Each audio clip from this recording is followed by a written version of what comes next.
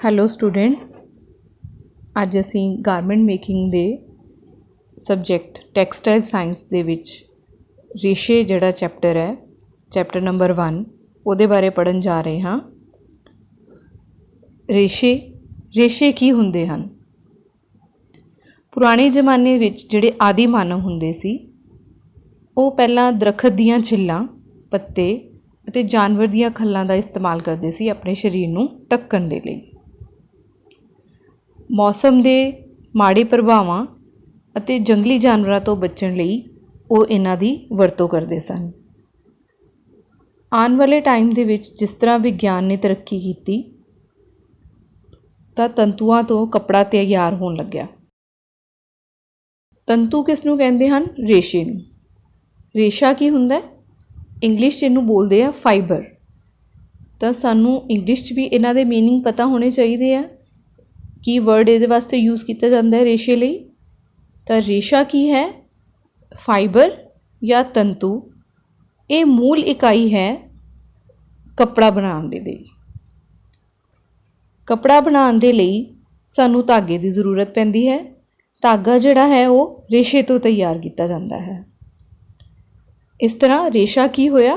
ਰੇਸ਼ਾ ਇੱਕ ਮੂਲ ਇਕਾਈ ਹੈ ਜੋ ਪਹਿਨਣ ਵਾਲੇ ਕੱਪੜੇ ਦੇ ਨਿਰਮਾਣ ਵਿੱਚ ਵਰਤੇ ਜਾਣ ਵਾਲੇ ਧਾਗੇ ਨੂੰ ਤਿਆਰ ਕਰਨ ਦੇ ਲਈ ਵਰਤਿਆ ਜਾਂਦਾ ਹੈ। ਇਸ ਨੂੰ ਇੰਗਲਿਸ਼ ਵਿੱਚ ਕੀ ਕਿਹਾ ਜਾਂਦਾ ਹੈ? ਫਾਈਬਰਸ। ਤਾਂ ਰੇਸ਼ੇ ਜਾਂ ਫਾਈਬਰਸ ਜਿਹੜੇ ਹੈ ਉਹ ਦੋ ਤਰ੍ਹਾਂ ਦੇ ਹੁੰਦੇ ਹੈ, ਕੁਦਰਤੀ ਅਤੇ ਬਨਾਵਟੀ। ਕੁਦਰਤੀ ਮਤਲਬ ਨੈਚੁਰਲ ਅਤੇ ਬਨਾਵਟੀ ਮਤਲਬ ਆਰਟੀਫਿਸ਼ਲ। ਕੁਦਰਤੀ ਜਿਹੜੀ ਹੈ ਰੇਸ਼ੇ ਉਹ ਕੁਦਰਤ ਤੋਂ ਪ੍ਰਾਪਤ ਹੁੰਦੇ ਹੈ, ਕੁਦਰਤੀ ਤੱਤਾਂ ਤੋਂ ਪ੍ਰਾਪਤ ਹੁੰਦੇ ਹਨ। ਅਤੇ ਜਿਹੜੇ ਬਨਾਵਟੀ ਰੇਸ਼ੇ ਹੁੰਦੇ ਹਨ, ਆਰਟੀਫਿਸ਼ੀਅਲ ਰੇਸ਼ੇ ਜਿਹਨਾਂ ਨੂੰ ਕਿਹਾ ਜਾਂਦਾ ਹੈ, ਉਹ ਮਨੁੱਖ ਦੁਆਰਾ ਵੱਖ-ਵੱਖ ਤਰ੍ਹਾਂ ਦੇ ਰਸਾਇਣਾਂ ਨੂੰ ਮਿਲਾ ਕੇ ਬਣਾਏ ਜਾਂਦੇ ਹਨ। ਕੈਮੀਕਲਸ ਮਤਲਬ ਜੋ ਰਸਾਇਣ ਕੀ ਹੁੰਦੇ ਹਨ? ਕੈਮੀਕਲਸ। ਹੁਣ ਅਸੀਂ ਪੜ੍ਹਾਂਗੇ ਕਲਾਸੀਫਿਕੇਸ਼ਨ ਆਫ ਟੈਕਸਟਾਈਲ ਫਾਈਬਰਸ, ਜਿਸ ਨੂੰ ਬੋਲਦੇ ਹਨ ਤੰਤੂਆਂ ਦਾ ਵਰਗੀਕਰਨ ਜਾਂ ਰੇਸ਼ਿਆਂ ਦਾ ਵਰਗੀਕਰਨ। ਰੇਸ਼ਿਆਂ ਦਾ ਵਰਗੀਕਰਨ ਜਿਹੜਾ ਹੈ ਉਹ ਦੋ ਤਰ੍ਹਾਂ ਦਾ ਨਾਲ ਕੀਤਾ ਜਾ ਸਕਦਾ ਹੈ। ਪਹਿਲਾ ਭੌਤਿਕ ਅਤੇ ਕੁਦਰਤੀ ਬਨਾਵਟ ਦੇ ਆਧਾਰ 'ਤੇ ਅਤੇ ਦੂਸਰਾ ਸੋਮਿਆਂ ਦੇ ਆਧਾਰ 'ਤੇ। ਭੌਤਿਕ ਅਤੇ ਕੁਦਰਤੀ ਬਨਾਵਟ ਦੇ ਆਧਾਰ 'ਤੇ ਮਤਲਬ ਹੋਇਆ ਕਿ ਉਹਨਾਂ ਦੀ ਦਿੱਖ ਕਿੱਦਾਂ ਦੀ ਹੁੰਦੀ ਹੈ, ਬਨਾਵਟ ਕਿੱਦਾਂ ਦੀ ਹੁੰਦੀ ਹੈ, ਉਹ ਦੇਖਣ ਵਿੱਚ ਕਿੱਦਾਂ ਦੇ ਲੱਗਦੇ ਹਨ। ਤਾਂ ਦੋ ਤਰੀਕਿਆਂ ਨਾਲ ਤੰਤੂਆਂ ਦਾ ਵਰਗੀਕਰਨ ਕੀਤਾ ਜਾਂਦਾ ਹੈ। ਪਹਿਲਾ ਉਹਨਾਂ ਦੀ ਭੌਤਿਕ ਅਤੇ ਕੁਦਰਤੀ ਬਨਾਵਟ ਦੇ ਆਧਾਰ 'ਤੇ ਅਤੇ ਦੂਸਰਾ ਸੋਮਿਆਂ ਦੇ ਆਧਾਰ 'ਤੇ। ਸੋਮਿਆਂ ਦੇ ਆਧਾਰ 'ਤੇ ਦਾ ਮਤਲਬ ਕੀ ਹੋਇਆ ਕਿ ਉਹ ਕਿੱਥੋਂ ਦੀ ਪ੍ਰਾਪਤ ਹੁੰਦੇ ਹਨ। ਭੌਤਿਕ ਅਤੇ ਕੁਦਰਤੀ ਬਨਾਵਟ ਦੇ ਆਧਾਰ 'ਤੇ ਅਸੀਂ ਪਹਿਲਾਂ ਪੜ੍ਹਾਂਗੇ ਕਿ ਭੌਤਿਕ ਅਤੇ ਕੁਦਰਤੀ ਬਨਾਵਟ ਦੇ ਆਧਾਰ 'ਤੇ ਤੰਤੂਆਂ ਦਾ ਵਰਗੀਕਰਨ ਕਿਸ ਤਰ੍ਹਾਂ ਕੀਤਾ ਜਾ ਸਕਦਾ ਹੈ। ਤਾਂ ਹੁਣ ਤੁਸੀਂ ਚਾਰਟ ਦੇਖੋ, ਉਹਦੇ ਵਿੱਚ ਕਿਸ ਤਰ੍ਹਾਂ ਦੇਖੋ ਆ ਰਿਹਾ ਹੈ, ਤੰਤੂ ਜਾਂ ਫਾਈਬਰ ਕੁਦਰਤੀ ਬਨਾਵਟ ਦੇ ਆਧਾਰ 'ਤੇ ਦੋ ਹਿੱਸਿਆਂ ਦੇ ਵਿੱਚ ਤੰਤੂ ਨੂੰ ਵੰਡਿਆ ਜਾਂਦਾ ਹੈ। ਪਹਿਲਾ ਹੈ ਲੰਬਾ ਰੇਸ਼ਾ, ਜਿਸ ਨੂੰ ਅਸੀਂ ਫਿਲਾਮੈਂਟ ਆਖਦੇ ਹਾਂ, ਅਤੇ ਦੂਸਰਾ ਹੈ ਛੋਟਾ ਰੇਸ਼ਾ ਜਾਂ ਲਘੂ ਆਕਾਰ ਦਾ ਰੇਸ਼ਾ, ਜਿਸ ਨੂੰ ਅਸੀਂ ਸਟੈਪਲ ਆਖਦੇ ਹਾਂ। ਠੀਕ ਹੈ, ਸਟੈਪਲ ਅਤੇ ਫਿਲਾਮੈਂਟ। ਫਾਈਬਰ ਦੋ ਤਰ੍ਹਾਂ ਦੇ ਹੁੰਦੇ ਹੈ ਕੁਦਰਤੀ ਬਨਾਵਟ ਦੇ ਆਧਾਰ 'ਤੇ। ਫਿਲਾਮੈਂਟ ਜਿਸ ਨੂੰ ਅਸੀਂ ਲੰਬਾ ਰੇਸ਼ਾ ਬੋਲਦੇ ਹਾਂ, ਸਟੈਪਲ ਜਿਸ ਨੂੰ ਅਸੀਂ ਛੋਟਾ ਰੇਸ਼ਾ ਬੋਲਦੇ ਹਾਂ। ਇਸ ਤਰ੍ਹਾਂ ਲੰਬਾ ਰੇਸ਼ਾ ਜਿਹੜਾ ਹੈ ਉਹਨੂੰ ਫਿਰ ਦੋ ਹਿੱਸਿਆਂ ਵਿੱਚ ਡਿਵਾਈਡ ਕੀਤਾ ਜਾਂਦਾ ਹੈ, ਦੋ ਹਿੱਸਿਆਂ 'ਚ ਵੰਡਿਆ ਜਾਂਦਾ ਹੈ। ਇੱਕ ਰੇਸ਼ਾ ਵਾਲਾ ਮੋਨੋਫਿਲਾਮੈਂਟ ਜਿਹਨੂੰ ਬੋਲਦੇ ਆ, ਦੂਸਰਾ ਬਹੁ ਰੇਸ਼ੇ ਵਾਲਾ ਜਿਸ ਨੂੰ ਅਸੀਂ ਮਲਟੀ ਫਿਲਾਮੈਂਟ ਬੋਲਦੇ ਹਾਂ। ਮੋਨੋਫਿਲਾਮੈਂਟ, ਮਲਟੀ ਫਿਲਾਮੈਂਟ। ਲੰਬੇ ਰੇਸ਼ੇ ਜਿਹਦਾ ਕਿ ਨਾਮ ਤੋਂ ਹੀ ਪਤਾ ਚੱਲ ਰਿਹਾ ਹੈ ਕਿ ਰੇਸ਼ੇ ਜਿਨ੍ਹਾਂ ਦਾ ਆਕਾਰ ਕੀ ਹੈ, ਜਿਨ੍ਹਾਂ ਦੀ ਲੰਬਾਈ ਕੀ ਹੈ, ਲੰਬੇ ਰੇਸ਼ੇ। ਤਾਂ ਇਹਨਾਂ ਨੂੰ ਅਸੀਂ ਕਿਹਦੇ ਵਿੱਚ ਨਾਪਦੇ ਹਾਂ ਜਾਂ ਮਿਣਦੇ ਹਾਂ? ਇਹਨਾਂ ਨੂੰ ਅਸੀਂ ਗਜਾਂ ਜਾਂ ਮੀਟਰਾਂ ਵਿੱਚ ਮਿਣਿਆ ਜਾਂਦਾ ਹੈ। ਕੁਦਰਤੀ ਰੇਸ਼ੇ ਜਿਹੜੇ ਹੈ ਉਹਨਾਂ ਦੇ ਜਿਹੜੇ ਤੰਤੂ ਹੈ, ਜਿਸ ਤਰ੍ਹਾਂ ਕਿ ਕਪਾਹ, ਉੱਨ ਅਤੇ ਰੇਸ਼ਮ। ਕਪਾਹ ਤੁਹਾਨੂੰ ਸਾਰਿਆਂ ਨੂੰ ਪਤਾ ਹੈ, ਕਪਾਹ ਕੀ ਹੁੰਦੀ ਹੈ? ਕਾਟਨ ਜਿਹਨੂੰ ਅਸੀਂ ਬੋਲਦੇ ਹਾਂ। ਠੀਕ ਹੈ, ਉੱਨ ਜਿਸ ਤਰ੍ਹਾਂ ਜਿਹਨੂੰ ਅਸੀਂ ਵੂਲ ਬੋਲਦੇ ਹਾਂ, ਰੇਸ਼ਮ ਜਿਹਨਾਂ ਨੂੰ ਅਸੀਂ ਸਿਲਕ ਬੋਲਦੇ ਹਾਂ। ਤੁਸੀਂ ਸਾਰਿਆਂ ਨੇ ਦੇਖਿਆ ਹੋਣਾ ਕਿ ਕਪਾਹ ਦਾ ਖੇਤ ਕਦੀ ਤੁਸੀਂ ਦੇਖੋ ਤਾਂ ਉਹਦੇ ਵਿੱਚ ਛੋਟੀ ਛੋਟੀ ਕਪਾਹ ਲੱਗੀ ਹੁੰਦੀ ਹੈ, ਤਾਂ ਜਿਹਨੂੰ ਚੁਗਿਆ ਜਾਂਦਾ ਹੈ ਅਲੱਗ, ਜਿਨ੍ਹਾਂ ਨੂੰ ਪੌਦਿਆਂ ਤੋਂ, ਖੇਤਾਂ ਦੇ ਵਿੱਚ ਜਿਹੜੇ ਪੌਦੇ ਲੱਗੇ ਹੁੰਦੇ ਆ ਕਪਾਹ ਦੇ, ਉਹਨਾਂ ਨੂੰ ਅਲੱਗ ਕੀਤਾ ਜਾਂਦਾ ਹੈ। ਇਸੇ ਤਰ੍ਹਾਂ ਹੀ ਉੱਨ ਹੈ ਜਿਹੜੀ, ਉੱਨ ਕਿੱਥੋਂ ਪ੍ਰਾਪਤ ਹੁੰਦੀ ਹੈ? ਭੇਡਾਂ ਤੋਂ। ਭੇਡਾਂ ਦੀ ਜਿਹੜੇ ਉਹਨਾਂ ਦੇ ਬਾਲ ਹੁੰਦੇ ਆ, ਉਹਨਾਂ ਨੂੰ ਉਤਾਰ ਕੇ ਜਿਹੜੇ ਰੇਸ਼ੇ ਪ੍ਰਾਪਤ ਕੀਤੇ ਜਾਂਦੇ ਆ ਛੋਟੇ ਛੋਟੇ, ਉਹਨਾਂ ਤੋਂ ਉੱਨ ਬਣਦੀ ਹੈ। ਇਸੇ ਤਰ੍ਹਾਂ ਹੀ ਰੇਸ਼ਮ ਜਿਹੜਾ ਹੈ ਉਹ ਜਿਹੜੇ ਕੀੜੇ ਹੁੰਦੇ ਆ, ਰੇਸ਼ਮ ਦੇ ਕੀੜੇ ਹੁੰਦੇ ਆ, ਉਹਨਾਂ ਤੋਂ ਪ੍ਰਾਪਤ ਕੀਤਾ ਜਾਂਦਾ ਹੈ। ਇਸੇ ਤਰ੍ਹਾਂ ਹੀ ਜਿਹੜੇ ਮਨੁੱਖ ਦੁਆਰਾ ਬਣਾਏ ਗਏ ਰੇਸ਼ੇ ਹੈ, ਉਹ ਹੈ ਲੰਬੇ ਰੇਸ਼ਿਆਂ ਦੇ ਵਿੱਚ ਜਿਹੜੇ ਰੇਸ਼ੇ ਆਉਂਦੇ ਆ, ਉਹ ਹੈ ਪੋਲੀਐਸਟਰ ਅਤੇ ਨਾਈਲੌਨ। ਇਹਨਾਂ ਨੂੰ ਅੱਗੇ ਲੰਬੇ ਰੇਸ਼ੇ ਦੇ ਜਿਹੜੇ ਤੰਤੂ ਹੈ ਜਾਂ ਲੰਬੇ ਰੇਸ਼ੇ ਜਿਹੜੇ ਹੈ, ਇਹਨਾਂ ਨੂੰ ਅੱਗੇ ਫਿਰ ਸਬ ਡਿਵਾਈਡ ਕੀਤਾ ਜਾਂਦਾ ਆ, ਕਿਹਦੇ ਵਿੱਚ? ਮੋਨੋਫਿਲਾਮੈਂਟ ਇੱਕ ਰੇਸ਼ੇ ਵਾਲੇ ਤੰਤੂ ਅਤੇ ਮਲਟੀ ਫਿਲਾਮੈਂਟ, ਜਿਨ੍ਹਾਂ ਨੂੰ ਬਹੁ ਰੇਸ਼ੇ ਵਾਲੇ ਤੰਤੂ ਕਿਹਾ ਜਾਂਦਾ ਹੈ। ਹੁਣ ਮੋਨੋਫਿਲਾਮੈਂਟ ਕੀ ਹੁੰਦੀ ਹੈ? ਮੋਨੋਫਿਲਾਮੈਂਟ ਤਾਂ ਜਿੱਦਾਂ ਨਾਮ ਤੋਂ ਹੀ ਪਤਾ ਹੈ, ਇੱਕ ਰੇਸ਼ੇ ਵਾਲਾ ਤੰਤੂ। ਇੱਕ ਰੇਸ਼ੇ ਵਾਲਾ ਮਤਲਬ ਇੱਕ ਤੰਦ ਵਾਲਾ। ਇਹ ਕੇਵਲ ਇੱਕ ਹੀ ਮੁਲਾਇਮ ਅਤੇ ਮਜ਼ਬੂਤ ਤੰਤੂ ਤੋਂ ਬਣਾਇਆ ਜਾਂਦਾ ਹੈ। ਬਹੁ ਰੇਸ਼ੇ ਵਾਲੇ ਤੰਤੇ, ਜਿਹਦੇ ਵਿੱਚ ਬਹੁਤ ਸਾਰੇ ਛੋਟੇ ਛੋਟੇ ਰੇਸ਼ੇ ਇਕੱਠੇ ਹੋ ਕੇ ਉਹਨਾਂ ਨੂੰ ਇੱਕ ਜਿਹੜਾ ਹੈ ਬਹੁ ਰੇਸ਼ੇ ਵਾਲਾ ਤੰਤੂ ਬਣਾਇਆ ਜਾਂਦਾ ਹੈ, ਜਿਸ ਨੂੰ ਅਸੀਂ ਮਲਟੀ ਫਿਲਾਮੈਂਟ ਆਖਦੇ ਹਾਂ। ਤੰਤੂਆਂ ਦੀ ਸੰਖਿਆ ਅਤੇ ਆਕਾਰ ਦੇ ਵਿੱਚ ਕੋਈ ਜ਼ਿਆਦਾ ਫਰਕ ਹੁੰਦਾ? ਇਸ ਤਰ੍ਹਾਂ ਇਹ ਦੋ ਰੇਸ਼ੇ ਹੋ ਗਏ, ਇੱਕ ਮੋਨੋਫਿਲਾਮੈਂਟ, ਇੱਕ ਮਲਟੀ ਫਿਲਾਮੈਂਟ। ਹੁਣ ਸੈਕਿੰਡ ਪੁਆਇੰਟ ਹੈ ਸਾਡਾ, ਪਹਿਲਾ ਪੁਆਇੰਟ ਸੀਗਾ ਸਾਡਾ ਕਿਹੜਾ? ਲੰਬੇ ਰੇਸ਼ੇ ਦੇ ਤੰਤੂ। ਜਦੋਂ ਆਪਾਂ ਤੰਤੂ ਨੂੰ ਡਿਵਾਈਡ ਕੀਤਾ ਸੀ ਤਾਂ ਪਹਿਲਾ ਸੀਗਾ ਲੰਬੇ ਰੇਸ਼ੇ ਵਾਲਾ ਤੰਤੂ, ਜਿਸ ਨੂੰ ਅਸੀਂ ਫਿਲਾਮੈਂਟ ਬੋਲਦੇ ਹਾਂ। ਤਾਂ ਸੈਕਿੰਡ ਸੀਗਾ ਛੋਟਾ ਰੇਸ਼ਾ, ਜਿਹਨੂੰ ਅਸੀਂ ਬੋਲਦੇ ਹਾਂ ਸਟੈਪਲ। ਹੁਣ ਅਸੀਂ ਛੋਟੇ ਰੇਸ਼ੇ ਵਾਲੇ ਪੜ੍ਹਨ ਜਾ ਰਹੇ ਹਾਂ। ਤਾਂ ਛੋਟਾ ਰੇਸ਼ਾ ਕੀ ਹੁੰਦਾ ਹੈ? ਛੋਟਾ ਰੇਸ਼ਾ ਮਤਲਬ ਛੋਟੇ ਆਕਾਰ ਦਾ। ਇਸ ਦੀ ਜਿਹੜੀ ਲੰਬਾਈ ਹੈ, ਉਹਨਾਂ ਨੂੰ ਕੇਵਲ ਇੰਚਾਂ ਵਿੱਚ ਹੀ ਮਾਪਿਆ ਜਾ ਸਕਦਾ ਹੈ। ਸਮਝ ਗਏ? ਇੰਚਾਂ ਵਿੱਚ ਮਤਲਬ ਇੰਚ ਪਤਾ ਹੀ ਹੈ ਤੁਹਾਨੂੰ, ਜਿੱਦਾਂ ਇੱਕ ਹੁੰਦਾ ਤੁਹਾਡਾ ਮੇਜਰਮੈਂਟ ਟੇਪ ਹੁੰਦੀ ਹੈ, ਇੰਚੀ ਟੇਪ ਜਿਹਨੂੰ ਬੋਲਦੇ ਹਾਂ ਅਸੀਂ, ਉਹਦੇ ਵਿੱਚ ਜਿੰਨਾ 1 ਇੰਚ ਦਾ ਜਿੰਨਾ ਹੈ ਲੰਬਾਈ ਹੈ, ਉਹ ਛੋਟੇ ਰੇਸ਼ੇ ਦੀ ਤੰਤੂ ਦੀ ਲੰਬਾਈ ਹੁੰਦੀ ਹੈ। ਇਹਨਾਂ ਦੀ ਲੰਬਾਈ 1/4 ਇੰਚ ਤੋਂ ਲੈ ਕੇ, ਮਤਲਬ 1 ਇੰਚ ਦਾ ਚੌਥਾ ਹਿੱਸਾ, ਉਸ ਤੋਂ ਲੈ ਕੇ 18 ਇੰਚ ਤੱਕ ਦੀ ਹੋ ਸਕਦੀ ਹੈ।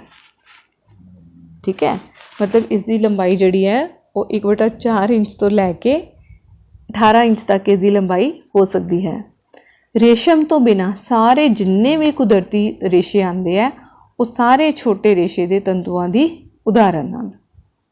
ਠੀਕ ਹੈ, ਰੇਸ਼ਮ ਦਾ ਜਿਹੜਾ ਤੰਤੂ ਹੁੰਦਾ ਹੈ, ਉਹਦਾ ਲੰਬਾਈ ਉਹਦੀ ਜ਼ਿਆਦਾ ਹੁੰਦੀ ਹੈ, ਤਾਂ ਉਹਦੇ ਤੋਂ ਬਿਨਾਂ ਜਿੰਨੇ ਵੀ ਕੁਦਰਤੀ ਤੰਤੂ ਆਉਂਦੇ ਆ, ਉਹ ਸਾਰੇ ਛੋਟੇ ਰੇਸ਼ਿਆਂ ਦੀ ਉਦਾਹਰਨ ਹੈ। ਤਾਂ ਉਸ ਤੋਂ ਬਾਅਦ ਅਸੀਂ ਹੁਣ ਕੀ ਹੈ, ਸੋਮਿਆਂ ਦੇ ਆਧਾਰ 'ਤੇ ਅਸੀਂ ਜਿਹੜਾ ਆ ਉਹ ਤੰਤੂ ਨੂੰ ਵੰਡਣ ਜਾ ਰਹੇ ਹਾਂ। ਜਿਹੜਾ ਸਾਡਾ ਫਾਈਬਰ ਹੈ, ਪਹਿਲਾਂ ਅਸੀਂ ਕੁਦਰਤੀ ਬਣਾਵਟ ਦੇ ਆਧਾਰ 'ਤੇ ਉਹਦਾ ਵਰਗੀਕਰਨ ਕਰ ਲਿਆ, ਹੁਣ ਅਸੀਂ ਉਹਨੂੰ ਸੋਮਿਆਂ ਦੇ ਆਧਾਰ 'ਤੇ ਵਰਗੀਕਰਨ ਕਰਨ ਜਾ ਰਹੇ ਹਾਂ। ਸੋਮਿਆਂ ਦਾ ਮਤਲਬ ਕੀ ਹੁੰਦਾ? ਪਹਿਲਾਂ ਸੋਮਿਆਂ ਦਾ ਮਤਲਬ ਹੁੰਦਾ ਹੈ ਕਿ ਜਿੱਥੋਂ ਉਹ ਪ੍ਰਾਪਤ ਹੁੰਦੇ ਹਨ, ਕਿ ਉਹਨਾਂ ਦੀ ਉਹ ਪ੍ਰਾਪਤ ਕਿੱਥੋਂ ਹੁੰਦੇ ਹਨ, ਕਿਹੜੀ ਜਗ੍ਹਾ ਤੋਂ ਪ੍ਰਾਪਤ ਹੁੰਦੇ ਹਨ, ਤਾਂ ਉਸ ਨੂੰ ਅਸੀਂ ਬੋਲਦੇ ਹਾਂ ਸੋਮਿਆਂ ਦੇ ਆਧਾਰ 'ਤੇ। ਤਾਂ ਸੋਮਿਆਂ ਦੇ ਆਧਾਰ 'ਤੇ ਫਾਈਬਰਸ ਦਾ ਜਿਹੜਾ ਆ, ਤੰਤੂਆਂ ਦਾ ਜਿਹੜਾ ਆ ਵਰਗੀਕਰਨ ਜਾਂ ਕਲਾਸੀਫਿਕੇਸ਼ਨ, ਉਹ ਕਿਸ ਤਰ੍ਹਾਂ ਕੀਤੀ ਜਾ ਸਕਦੀ ਹੈ। ਇਹ ਹੁਣ ਤੁਹਾਡੇ ਸਾਹਮਣੇ ਇੱਕ ਚਾਰਟ ਦਿਖਾਇਆ ਜਾ ਰਿਹਾ ਹੈ। ਤਾਂ ਚਾਰਟ ਦੇ ਵਿੱਚ ਤੁਸੀਂ ਦੇਖੋਗੇ ਕਿ ਜਦੋਂ ਅਸੀਂ ਸੋਮਿਆਂ ਦੇ ਆਧਾਰ 'ਤੇ ਰੇਸ਼ਿਆਂ ਦਾ ਵਰਗੀਕਰਨ ਕਰਦੇ ਹਾਂ, ਤਾਂ ਰੇਸ਼ੇ ਜਿਹੜੇ ਹੈ ਉਹ ਦੋ ਤਰ੍ਹਾਂ ਦੇ ਰੇਸ਼ੇ ਪਾਏ ਜਾਂਦੇ ਆ। ਇੱਕ ਹੁੰਦੇ ਆ ਨੈਚੁਰਲ ਜਾਂ ਜਿਹਨੂੰ ਅਸੀਂ ਕੁਦਰਤੀ ਰੇਸ਼ੇ ਬੋਲਦੇ ਹਾਂ, ਇੱਕ ਹੁੰਦੇ ਆ ਮਾਨਵ ਦੁਆਰਾ ਬਣਾਏ ਗਏ ਰੇਸ਼ੇ ਜਾਂ ਮਨੁੱਖ ਦੁਆਰਾ ਬਣਾਏ ਗਏ ਰੇਸ਼ੇ, ਜਿਨ੍ਹਾਂ ਨੂੰ ਅਸੀਂ ਮੈਨ ਮੇਡ ਫਾਈਬਰਸ ਕਹਿੰਦੇ ਹਾਂ। ਠੀਕ ਹੈ ਜੀ। ਤਾਂ ਕੁਦਰਤੀ ਰੇਸ਼ੇ ਜਿਹੜੇ ਹੈ, ਪਹਿਲਾਂ ਅਸੀਂ ਕੁਦਰਤੀ ਰੇਸ਼ੇ ਬਾਰੇ ਪੜ੍ਹਾਂਗੇ। ਕੁਦਰਤੀ ਰੇਸ਼ੇ 3 ਤਰ੍ਹਾਂ ਦੇ ਹੁੰਦੇ ਆ। ਇੱਕ ਹੈਗਾ ਪਹਿਲਾ ਜਿਹੜਾ ਆ ਉਹ ਹੈਗਾ ਬਨਸਪਤਿਕ ਰੇਸ਼ੇ, ਜਿਹੜੇ ਕਿ ਬਨਸਪਤੀ ਤੋਂ ਪ੍ਰਾਪਤ ਹੁੰਦੇ ਆ। ਬਨਸਪਤੀ ਮਤਲਬ ਹੁੰਦਾ ਹੈ ਜਿਹੜੇ ਪੇੜ ਪੌਦਿਆਂ ਤੋਂ ਪ੍ਰਾਪਤ ਹੁੰਦੇ ਆ। ਠੀਕ ਹੈ ਜੀ, ਸਾਡੀ ਬਨਸਪਤੀ ਜਿਹੜੀ ਹੈਗੀ ਆ ਉਹਦੇ ਤੋਂ ਪ੍ਰਾਪਤ ਹੁੰਦੇ ਆ। ਤਾਂ ਬਨਸਪਤੀ ਰੇਸ਼ੇ ਦੇ ਵਿੱਚ ਆਉਂਦੇ ਆ ਕਿਹੜੇ? ਕਪਾਹ, ਜਿਹਨੂੰ ਅਸੀਂ ਕਾਟਨ ਬੋਲਦੇ ਹਾਂ, ਲਿਨਨ ਜਿਹੜਾ ਹੁੰਦਾ ਆ, ठीक है, सण आदि। ठीक है जी। सैकेंड है साडा जांतव रेशे। जांतव रेशे तीन तरह के कुदरती रेशे होंगे। पहला बनस्पति रेशे, दूसरा है जांतव रेशे। जांतव रेशे जिहड़े है वो नाम तो ही सानू इहदे ते भी पता चलता पिया है कि जिहड़े जंतुओं तो प्राप्त होंगे है। कित्थों प्राप्त होंगे? जंतुओं तो जंतुओं तो प्राप्त होने वाले जिहड़े रेशे है वो साडे है उन अते रेशम। उन कित्थों प्राप्त होंदी है? भेड्डां तो। ठीक है, उन जिहड़े है भेड्डां दे बालां तो प्राप्त होंदी है। इस तरह ही जिहड़ा रेशम है वो रेशम के कीड़ियां तो प्राप्त होंदा। ठीक है, ये दोनों ही किहदे विच आंदे है? जंतुओं दे विच आ गए, भेड्डां भी ते रेशम दे कीड़े भी। तो इन्हां नूं असीं की कहने आ? जांतव रेशे। तीसरा है खनिजी रेशे।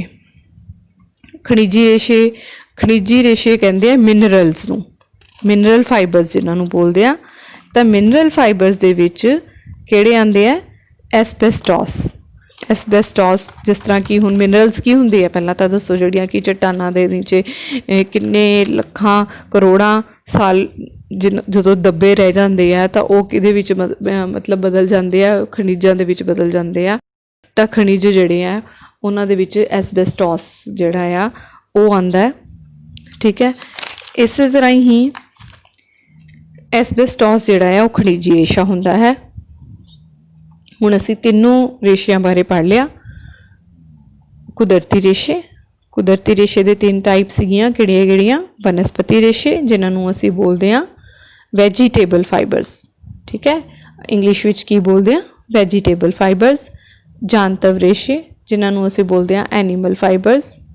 तीसरा सीगा साडा खनिजी रेशे जिन्हां नूं असीं बोलदे आ मिनरल फाइबर्स। ठीक है जी, ये तीनों रेशे जिहड़े है वो कुदरती रेशियां विच आंदे आ। सैकेंड टाइप साडी रेशियां दी की है? सौम्या के आधार पर मानव द्वारा बनाए गए रेशे। मानव द्वारा बनाए गए रेशे या man made fibres. Man made fibres जिहड़े हैं वो दो तरह के हुंदे आ। एक हुंदा है पुनरुत्पादित रेशे, दूसरा हुंदा है संश्लेषित रेशे। पुनरुत्पादित रेशे जिहड़े कि जिन्हां नूं असीं दोबारा तो दोबारा बना सकते हैं, दोबारा तो दोबारा उन्हां दा उत्पाद किया जा सकता है। नाम ताही उहदा रखिया पुनर उत्पादित रेशे। ठीक है, जिन्हां नूं असीं दोबारा तो दोबारा असीं उह रेशिਆਂ नूं वरतों कर सकते हैं बनाउण दे विच, रेशे होर बनाउण दे विच। दूसरा है संश्लेषित रेशे जिन्हां नूं असीं बोलदे आ सिंथैटिक फाइबर्स। पुनरुत्पादित दे विच आंदे आ रेयॉन, सैलूलोज एसीटेट। पुनरुत्पादित च किहड़े रेशे आंदे आ? Rayon, cellulose acetate. ते दूसरे आंदे आ सिंथैटिक रेशे। सिंथैटिक रेशे दे विच मतलब जिहड़े कि कई तरह के रेशियां दे विच कैमिकल्स नूं मिला के बनाया जांदे है। नायलॉन हो गया, पोलिस्टर हो गया, एक्राइलिक हो गया, टेरिलीन हो गया। इस तरह कई तरह के रेशे जिहड़े है उन्हां दे विच कैमिकल्स नूं मिक्स करके या फिर रसायनां नूं मिला के रेशे बनाए जाते हैं। जिद्दां संश्लेषित रेशे हो गए, इन्हां दे विच नायलॉन वगैरह आ गए। ठीक है जी, यह साडा सीगा अपना सोमिਆਂ ਦੇ आधार ਤੇ तंतुआं ਦਾ वर्गीकरण या रेशिਆਂ ਦਾ वर्गीकरण। ਹੁਣ ਅਸੀਂ ਇਸ ਦੇ ਵਿੱਚ ਕੀ ਪੜਿਆ? फाइबर्स ਦੇ ਵਿੱਚ ਕੀ ਪੜਿਆ? फाइबर्स ਕੀ ਹੁੰਦੇ ਹਨ, ਇਹ ਕਿੰਨੀ ਤਰ੍ਹਾਂ ਦੇ ਹੁੰਦੇ ਹਨ, ਇਹਨਾਂ ਦਾ वर्गीकरण किस तरह किया जा सकता है, भौतिक आधार पर किद्दां किया जा सकता है, सौम्या के आधार पर किद्दां किया जा सकता है, तो इन्हां दे अगों सौम्या के आधार पर जो रेशिया का वर्गीकरण किया जाता है तो यह किन्ने तरह के होंदे हन। ठीक है जी, यह साडा सीगा रेशिया बारे।